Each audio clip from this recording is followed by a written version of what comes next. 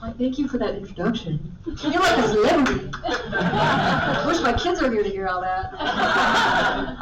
Yes, I'm Maria Emmerich. Thank you for coming to this presentation and to the Low Carb Cruise. It's been 10 years, I think, since my first one. And I might say some things differently than what other people in this room are speaking about, but it's just, this is me, take it or leave it, okay? I'm going to talk about protein versus fat for weight loss and health. We already talked about all that. I'm probably the biggest introvert in the room. It doesn't mean I don't like people. I love them, but it draws energy from me. My happy place is on the paddleboard of the whales. I do not know if this will play. It must not play. It's a really cool video. That's Micah. If you've met Micah, he is here. It is going to play? It's not showing up. Let me see if I can help. Oh, it's not even showing up? That's a bummer. It's not changing. Turn this off. Okay. Maybe we should put your thumb drive in there I got instead of the automatic thumb. This is my first Try that. radio show. Okay, so how do we close this one? How do I close that out?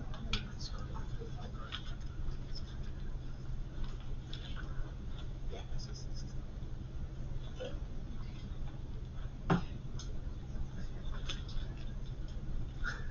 My word, I am so sorry, you guys.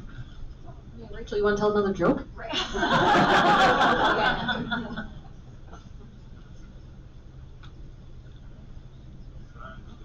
Okay, here, let's put, this is a C.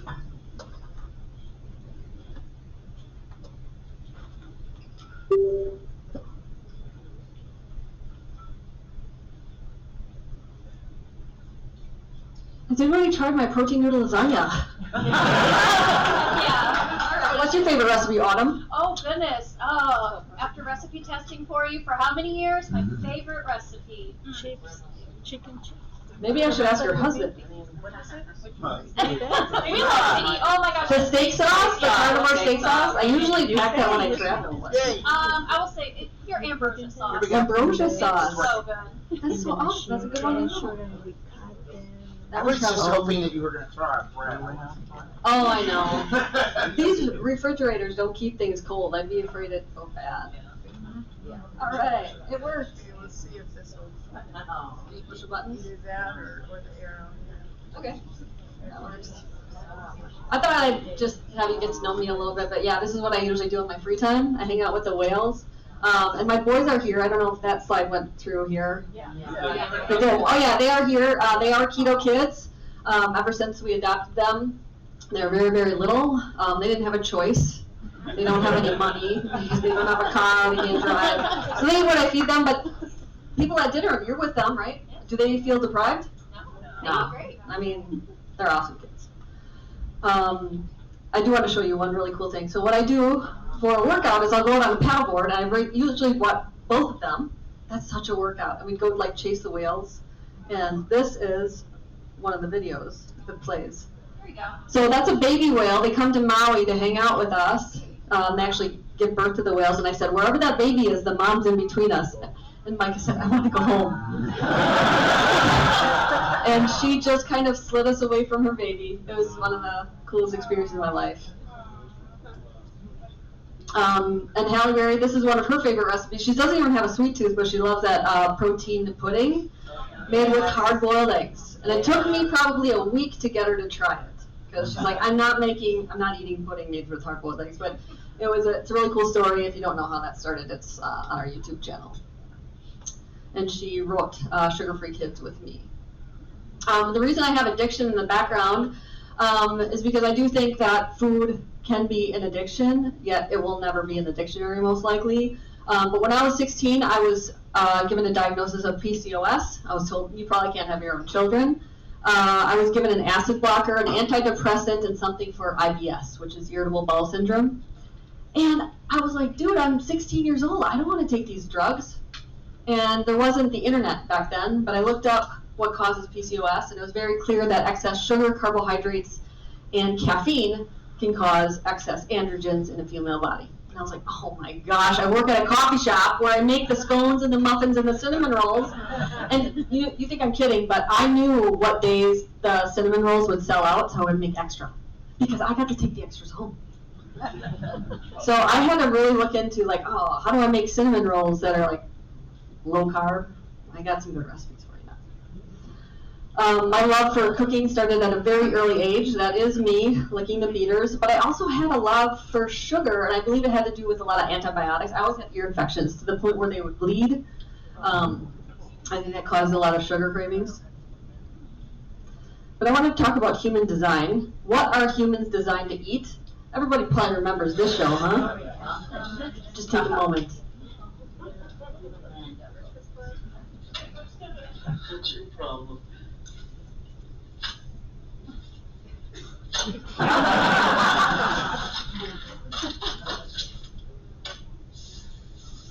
Oh, yeah.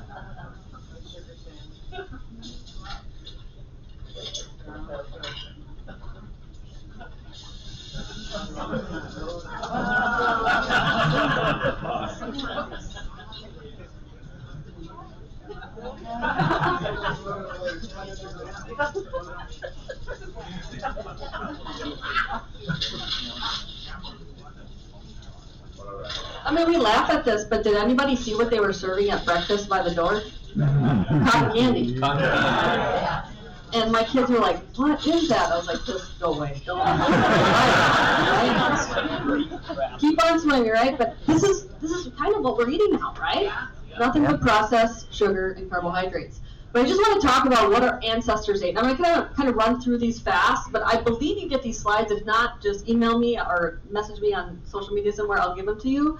But these are a bunch of studies showing what humans ate. And if you look at them, we are higher level carnivores than hyenas, wolves, lions, you name it. And we'll talk about this. They studied the bone collagen of early humans to find this out. But there's just study after study that we are Neanderthals and carnivores clearly at the same level of trophic foods. If you look at that, there's just a ton of studies. But I just want to run through this to get to some cooler information. So yeah, just a bunch of studies. If you look at the evolutionary changes in our gut, we are often compared to apes, right? But if you look at these, I wish I had a little pointer here, but if you look at the stomach, or I should say the small intestine versus the colon, a human small colon is much larger. The small intestine is much larger, I should say. The small intestine is great for digesting animal protein, and the colon is really great for digesting low-quality foods like plant foods. And that's what the apes are eating, right? We traded a big gut for a big brain, and this required nutrient-dense foods. This, the stomach pH, if you look at an herbivore, it has a stomach pH of 5 to 6. If you look at a carnivore, it's 2 to 3. Does anybody guess or want to know what human is? 1.5. And a healthy human. A healthy human that has been taking acid blockers and has a bunch of gut damage. This photo is one that I took in Ethiopia when we adopted the children. This is their grocery store for meat. And that thing was hanging there the entire week I was there. But they would just cut it off and eat it. But if you think about it, that's how we were supposed to eat, right? We can digest all that. We are more scavengers than we are carnivores. True or false, you need fiber to eliminate daily? No. You need fiber for a healthy gut flora? No. Think about it. They don't eat any fiber, they poo all the time, right? And they're not depressed because they have poor gut bacteria, right? This is Kai's first food. It was bone marrow, and it's like savory jello. He still has he doesn't really care for sweets so much. And what about fiber?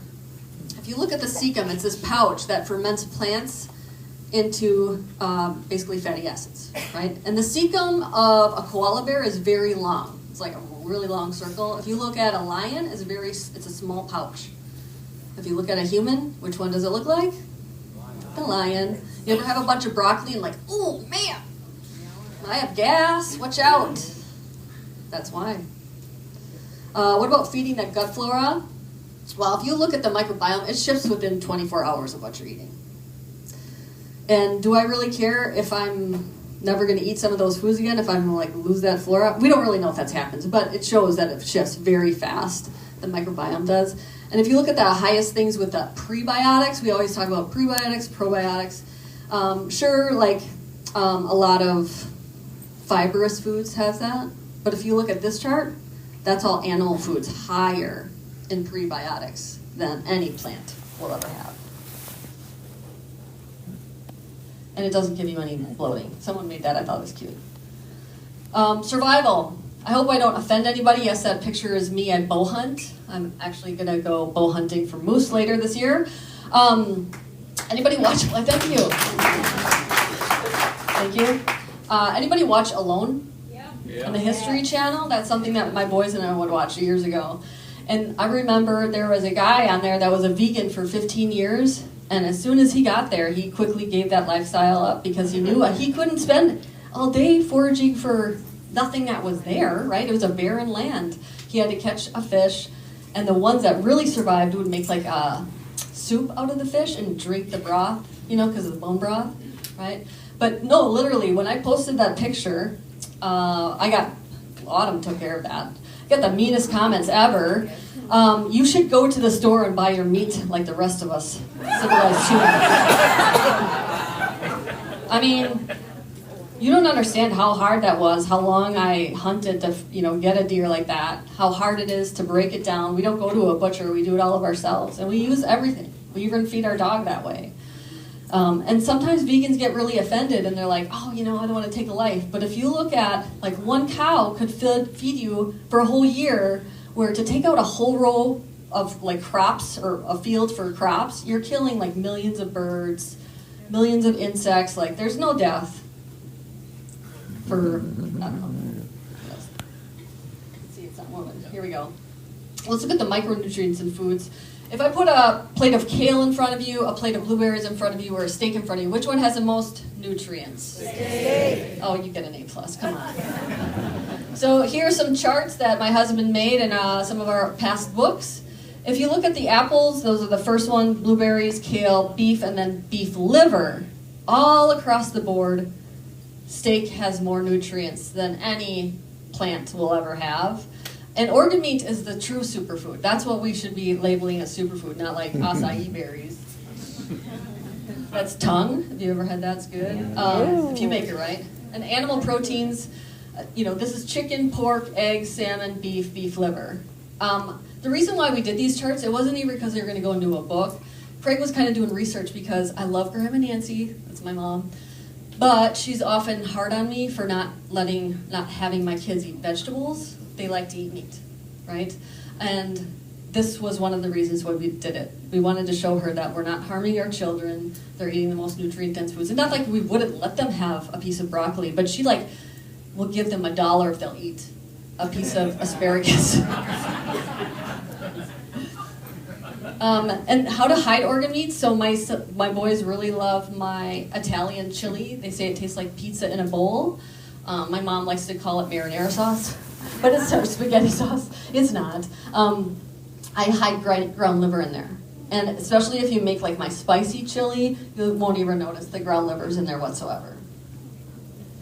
And just beef alone, even if you don't want to eat the liver, you're still like getting more nutrients than eating the kale. The bioavailability. This is a really cool chart that we've made. If you look at oysters, they're super high in zinc. Super, super high. One of the highest foods. Eaten alone, you get the zinc absorbed. If you pair the oysters with black beans, only 30% is absorbed. If you pair the oysters with one corn tortilla, 0 is absorbed. All right. Other examples would be like spinach is high in calcium, but it's all tied up in oxalates. Anybody have some oxalate dumping? There we go. Yes, we did. So let's see. What about fats? Fats are really important. I'm not saying no fats, but I think sometimes we forget about where the nutrients are. And fats they're essential, but they don't have a lot of nutrients. They have like some CLA, vitamin A, things like that, but not a lot. Bulletproof coffee was pretty popular. It might still be. It's empty calories. All right, if you look at, here was the chart. This is bulletproof coffee versus having steak and eggs. And to me, I'd rather chew my food. It's very satiating. And you get the nutrients in there compared to a bulletproof coffee. So some plant issues we'll talk about. The anti-nutrients in plants. All plants have some anti-nutrients. It's their protective mechanism. They don't have teeth to bite you, if you try to eat them. That's how they're going to get at you. These are natural defenses. Oxalates is probably the most common that we talk about. Oxalates, they're like little crystals. You can show that. If you see these photos, they're like little crystals. That's a kiwi up there, I believe. And they're found in spinach, dark greens, potatoes, nuts, and seeds, okay? These crystals can cause a lot of pain in people, especially someone who's not super healthy. My husband has Lyme disease. This is not something that was caused by anything he did. A lot of people kind of give him some junk about that. It's from a tick. We live in Wisconsin half the time. And his Lyme disease caused a lot of pain. And when he eliminated all the oxalates, his pain did not go away 100%, but it certainly went from laying in bed to being able to walk with me and stuff. They deplete you of a lot of minerals, these anti-nutrients, iron, magnesium, calcium. I had a little boy that I was working with, he was 12. And I said, Mom, please get his iron and ferritin tested. And when she went to the doctor, he's like, he's 12, right? Why would he be low in iron, right? Especially cereals were fortified in iron. Turned out he was depleted in iron, had none. And the doctor's like, he's not losing blood, why would he be low?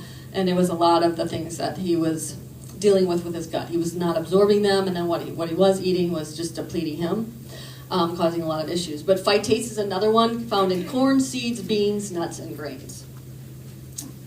There's hundreds more, just to touch on that. You might have heard of maybe isoflavones or some of those tannins in wine. But let's look at our modern produce, okay? It looks nothing like what our paleo ancestors used to do. So modern produce has hybridized and changed over the last 100 to 200 years. Modern tomato was invented in 1840, and it was so bitter, high in the Andes Mountains, nobody would really have even eaten it, but now we make it into ketchup, right? Super sweet. And that counts as a vegetable for school. The modern strawberry in 1803 was created. There's no more seasonality, right? We do not have banana trees in Wisconsin, but people eat them all the time, right? Fresh produce all year round. Canning was not even invented until 1810 and not used in America until 1913, and frozen produce started in 1930s. If you look at a watermelon was very small, and it was so filled with seeds, nobody would have bothered to eat any of it. But now, what do you buy? Giant seedless watermelons, right? And if you look at these charts also state how many carbohydrates and how much more sugar are in them too. This was a wild carrot. It was very thin, had a very distinct flavor, and now we've hybridized it to look this beautiful orange color, a lot more carbohydrates than what the original one had. Wild corn, 100 grams had 4 grams of carbohydrates. Now it's 100 grams, has 15 grams of carbohydrates. Peach was really, really small and hard. It was about 1 inch across, and now it has 17 carbs versus 1 carb for the past one.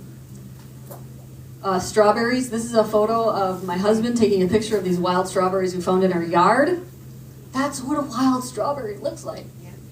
This is a Costco strawberry. I mean, come on. And it's still happening today. I mean, you see it with apples a lot. They hybridized the Honey Crisp, which was already super sweet, with something else.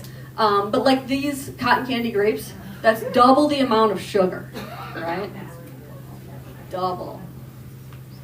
And then we make it into wine.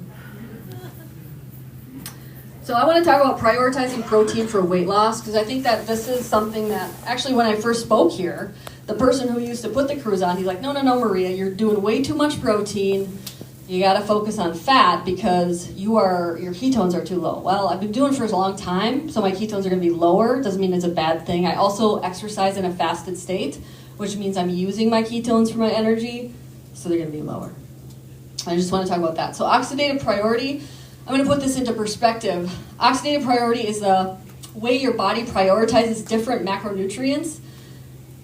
Then you can burn your body fat. So let's talk about, well, we'll just skip that. I don't want to hurt these feelings. Okay, so available for the body, if we cut out alcohol, which we know is toxic, right? So we have to burn that first. We need to get that out. And then it's going to burn exogenous ketones. And to me, I'm not going to use them. Number 3 is carbohydrates. You know there's no essential carbohydrates. There's essential fatty acids and essential amino acids. So protein, when you eat that, it's going to go to like building lean mass, making beautiful hair, skin, nails. A lot of your body needs that. Your skin turns over like 24 hours. And fat, then you're going to use that for a lever, okay? If you have a lot of body fat to use for fuel on your body, for ketones, use that. If you're not trying to do this for weight loss, maybe you're doing it to be athletic, for neurological reasons, seizures, then yes, this is talking about weight loss. What is your why is what I always talk about. I'm talking about weight loss, not other things. So dietary fat will be lowered. So dietary fat, everybody thinks it just shoots out your butt. Anybody remember Wow Chips? Do you remember the Wow Chips? About 10% of the fat got through your body and you had anal leakage. That's what they said on the package, right? You do not want that much to go through your body. So where does it go? It basically goes into the fat cell. And then you can either burn it, use it for energy, or you're going to store it. In reality, most of it goes to storage. What happens when we eat? So a huge increase of fuel comes into the bloodstream. Your body must shut down endogenous production of fuel from adipose tissue, glucose from the liver, so you don't have an oversupply and die. It's kind of like overfueling a gas tank. Then it prioritizes fuels in the order I was just telling you about, oxidative priority, and reverse order of storage capacity. Once that fuel is tight and back in control, then the excess carbohydrates, if they're limited, the fat flux can resume. There's always a fat flux going on. So overeating due to lack of protein. Everybody know the GLP-1s everybody are taking? Those things that they're injecting so they are so full really fast. Guess what does that naturally? Protein does that. We've known this for decades. Protein signals the GLP-1 in your intestines that you're full and satisfied. You ever talk to a vegan? They're like always hungry, right? I have a lot of friends that I've converted to carnivore, right? They were always hungry to the minute they went to bed, even though they were always eating like every hour. It's because they didn't get enough protein for the day. Your body and brain continues to look for those nutrients that are needed. And if you focus on protein instead of fat and carbs for weight loss, you're also fueling your body with all the nutrients I just showed you earlier. There's the protein-sparing burrito. Everybody try that? It's really good. So here's some testimonies, and Autumn can attest to this. Our email is just packed with these. These are all on our private groups, which are free. You can join them. But I did the high-fat carnival for 18 months, and my blood sugars doubled. You're filling too much fuel in the gas tank. This will happen even if you don't have insulin rise when you eat something. As a diabetic, I was really ill. My triglycerides were very high too. Eating high-fat carnivore diet for 7 to 8 years, I was type 2 diabetic and developed into a type 1. Blood sugars were slashed once they did our prioritizing protein. Thank you, Craig and Maria Emmerich, for educating people about high fat. I fell into this nonsense as well, gained weight and felt terrible. After listening to you and going high protein, I finally feel so much better. High protein finally made me heal. But these are just a few of them. We go on and on and on. Switch to high fat, switch to eating a high fat, over 200 grams a day approach with a coach and gain so much weight. So going on and on. But most of it is about blood sugar. Because most people here, or not here, but most people venture into this diet, try keto to help with type 2 diabetes. What's the most important thing to do to reverse that? Shrink the fat cells and gain, or at least maintain your muscle. And if you're eating pure fat, you can't keep that muscle going, right? And you have to shrink the fat cells. So here are just a few more. Eating high-fat keto eventually stalled in putting on weight. I never feel hungry eating the protein approach. Actually, when I splurge and have a higher fat day, my cravings come back. Hungry the next day. So here's another interesting thought. Stop chasing ketones and insulin. Because a lot of people, I'm glad you mentioned, Higher ketones are not always the best thing. But if we focus on high ketones and keeping insulin low, insulin's not the devil, people. Protein will cause this to go up. The body tightly regulates fuel in the bloodstream at all times. It tries to keep that tight supply slightly more than demand at any given time. So you might have transient spikes in insulin to process protein. That's not what should be feared. That long-term high insulin is what should be feared. So if you look at the fasting insulin, we're going to compare this to a car, but glucose alone doesn't tell you the whole story. Okay, so glucose and insulin, which there's finally companies now that you can test your insulin at home. This is fairly new. It's like a car speed RPM. So there's a HOMA-IR test. If you take glucose times insulin, divide by 405. Okay, this is a very important number to figure out. So if you take your glucose, and your fasting glucose is normal, right? You're at like 85 milligrams per deciliter, okay? But your insulin is like pegged to keep your blood sugar at a normal level. Do you understand this with a car? Like you're going at a good cruise, but your RPMs are just like, you can almost hear it in the car. That's the bad way to be. This HOMA-IR is 4.5, that's dangerous. Now if you look at it this way, your glucose is at 105. Oh my gosh, what's going on? Well, you probably ate some protein. But your insulin is at 2. The HOMA-IR is 0.4. That's what you want to be concerned with.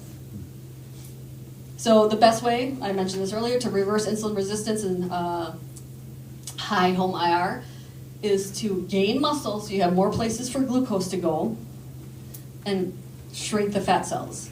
I was on the carnivore television show last year or 2 years ago, and one of the women that we had, that I'm going moose hunting at her house in Saskatchewan, she was 105 pounds and type 2 diabetic so bad she was having strokes. Why was that? Because she didn't have a lot of fat cells. The one that she had were stuffed full. So we had to, not necessarily lose weight, but she needs to actually gain muscle, like switch. She was skinny fat. We need to gain muscle, shrink those fat cells, right? And to me, I'd rather have a huge plate of sashimi than a tablespoon of butter. Ketones are not the goal. Blood ketones are just the fuel generated, right? So you could put a bunch of MCT oil on white rice and read higher ketones, but that rice plus the MCT oil is going to be a disaster if your goal is weight loss, right? The longer your keto, the better your mitochondria are with ketosis, and so your ketones will be lower. And urine strips, don't waste your time with those. They're just going to tell you if you're hydrated over time. All right. So human design. Let's look at this. If we put all of the ancestral timeline together into perspective, let's look at this. So we were apex carnivores. Now, well, I should update this, 2019, we have agriculture and farming starts about an inch ago, 10,000 years ago. We get hybridization of produce, that's like a millimeter away. We have year-round availability of produce, like yesterday. Million of food additives, processed foods begin, GMO, seed oils, all that. Fairly recently. Happened this morning. Yeah, this is just modern humans. If you put the entire 2.4 million year history on an evolutionary 24-hour clock, we've been eating grains for the last 6 minutes, ultra-processed foods for the last 4 seconds. I worked with this grocery store manager. He wanted me to come through and kind of help him healthify his grocery store, which I thought was really awesome. And he's like, I understand the issues that are going on. Because when he started 8 years ago, bread had a shelf life of 8 days. He had to get that bread out. This was probably 15 years ago that I did this with him. He had to get it out of the grocery store. He had about 8 days of a shelf life. Now, he has 15 days. It's a lot. Ancestors ate more meat than any other animal. Ancestors were higher level predators than lions and hyenas. Our intestines evolved to process primarily meat. Our cecum is so small it can't really process the fiber. Our stomach pH is more acidic than scavengers. And we are omnivores. We primarily designed to eat meat, animal protein. And don't forget, obviously you want to get your electrolytes on. It shouldn't be called the keto flu, it should be called the carb withdrawal. Carbohydrates retain water. When you eliminate those carbohydrates, along goes that water loss, which is like that 5 pounds everybody's like, woo, right? A lot of times it's water loss, okay? But you have to be cognizant of that, otherwise you're gonna have heavy legs walking upstairs, low moods, headaches, migraines. And here are just a few testimonies. This woman, I helped her while I was on my paddleboard. So even when I am having fun, I'm working. She was asking what to do, and I gave her some suggestions. And after 3 weeks, like, she was on medication that cost her $3,000 a month, right? And it made her nauseous, and it never got better, right? After 3 weeks. This one is Twyla. She is an amazing human. Lost 270 pounds, and she's on all medications. This woman didn't even go to the store, like any type of store, because she knew if she needed to go to the bathroom, she couldn't fit in a stall. So she basically never left the house, and now she's living life to the fullest. Christina. Christina is an amazing human herself, too. Here's another picture of her, half her size. Just living life to the fullest, prioritizing protein. There we go. I lost 115 pounds, no longer suffer with diverticulitis. Thank you, Maria. This is Melody. She never thought she would be able to do some of these activities because she weighed over the weight limit, and now she's, what is that called? I can't remember. Zip line. There you go. In 4 months. So Lori, interesting human, wonderful person. She came to one of my book signings, right? And I said, she told me what her goal is. I said, you buy this book, The 30-Day Ketogenic Cleanse. She came to another book signing. I wrote 4 books in a year one time. She came to another book signing 4 months later, just by eating from that book. And that's her. Lost like half her size. Lost 200 pounds. Jess, we also interviewed her on our YouTube channel. She's an amazing human. She had seizures and lost 250 pounds, no more seizures. And Felicia, I can't believe how my life has changed since I found Maria and Craig Emmerich. I never dreamed I could lose 200 pounds. We also interviewed her on our YouTube channel. Lost 102 pounds. Thank you, Craig and Maria. These are just some amazing testimonies I had to share. Twyla was featured on the cover of Women's World magazine, which I find so funny because ultra keto. Guess what? It was just none of the crap. If it comes out of a package, you want to think twice. This is Mallory. She had rashes on her legs for years, called me crying. I said, do this. This is 5 days progress. They're almost completely gone. I was stalled for a year. Now that I've been keto for she was 3 years keto and she wasn't losing any weight. Stalled for a year. I started out at 185. Now only 2 weeks, I'm at 170. Flip your macros, people. And if you want free help and tips, we have it out there. I'm not here to beg for money. I have free books for you. If you go there, you can get a free ebook with meal plans. I have a free macro calculator, costs you nothing. Free cooking videos. Kai's usually in them, cooking with me. Mike is a little more shy. And I have some retreats going on. There's one to Vietnam, one to Greece, Costa Rica. We just got back from Thailand. The most amazing fun of my life. I do not make money on these trips. I do it because someone said, hey, you want to go on a trip? I never thought I would be able to afford to travel. And I say yes, because I get a free trip. But I also get to teach people while we're traveling the world, right? It's super fun. Stayed in a castle one time. It's awesome. You know, having dinner overlooking, these islands of Greece. It's awesome. And the coolest part is most people have so much fun, they come on multiple trips after that, and they're like half their size. There's no judging on the trips. I don't really care if you have pad thai in Thailand, but most people go home and change their life. Here's some books if you're interested in that. I have services if you're interested in that. And if you want to become a certified keto coach, I also have that going on. And I know that some of them are in this room and they've had some good experiences. So that is my presentation. I don't know if I have time for questions.